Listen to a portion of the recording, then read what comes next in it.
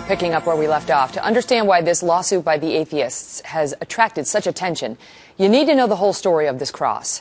There is a powerful documentary called The Cross and the Towers, and here's a brief clip.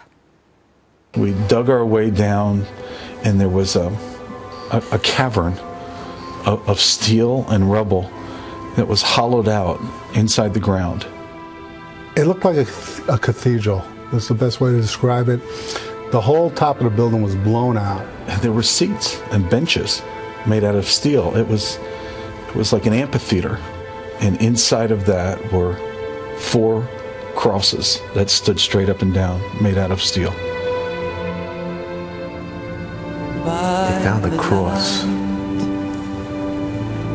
And we heard about that.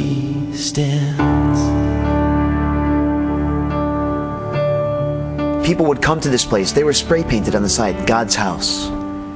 There was hope in the midst of all of that decay. Somehow, in all of that darkness, God's light shone through. You know, people that day, no matter where they were, they stopped. You know, the cross was standing strong, tall. Well, Scott Perkins produced that documentary, and he joins me now. Scott, thank you so much for being here. So you heard David Silverman talk about how he believes this has become a shrine that's been installed in the museum, which, if true, might cause some problems legally. How do you respond to that? Well, you know, Megan, I think really the fact of the matter is, as you stated, you know, the crosses were part of the trade centers. They were part of our history. No one in particular made them, and because that they provided a sense of hope in the midst of devastation during that time, was exactly what it was. And so, I mean, that's the story of the cross and the towers. How, just take us through what happened with respect to the cross after 9/11 at Ground Zero.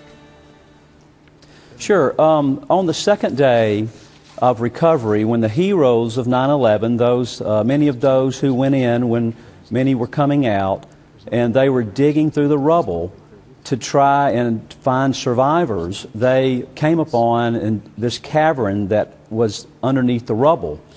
And then underneath there, they found these 4 crosses that stood upright in the ground, and they happened to be in the shape of a cross. And so this place within the zone became what they referred to as God's house. They called it an amphitheater. And it was really a place where people came while they were doing recovery. They would take a break. They would come in there. You know, it was such a war zone. And it was a place where people could come to be ministered to, both Christian and non-Christian.